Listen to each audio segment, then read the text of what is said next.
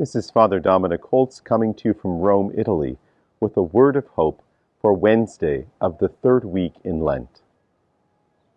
We're told in the reading from the book of Deuteronomy today that having the law is a wonderful thing.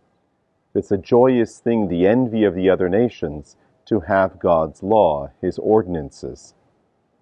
I don't think most of the time we think of laws or ordinances or rules as a cause for joy, as a cause for boasting.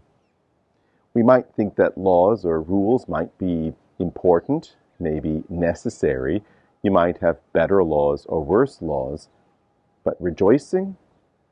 What's more, Moses says to the people that the law they have been given, shows the closeness of God, because God hears them whenever they call upon Him. That also seems strange, that law would be a sign of closeness, not distance. But if we think about it another way, not as the rules we might see at work or laws passed by the government, but as the rule and governance of a parent, things become a little different.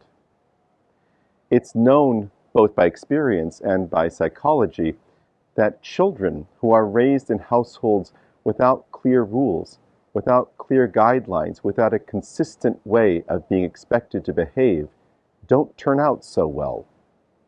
Despite all the protests of the child to want to be free, to be upset by rules, fundamentally, children are more upset not to be told what's expected of them.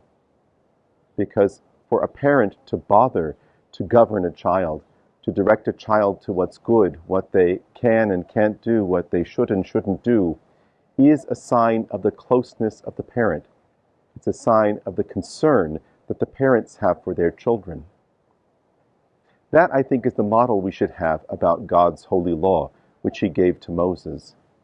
The law, the Torah, that law that Jesus said He did not come to destroy, but to fulfill, that law is a good thing. Not because laws and rules are good in themselves, but because laws direct us to the good that we're made for.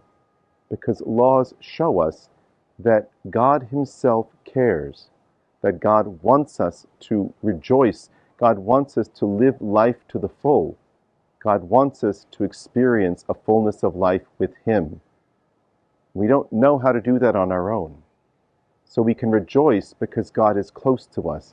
He tells us how we can be close to Him. And that, my brothers and sisters, is a word of hope.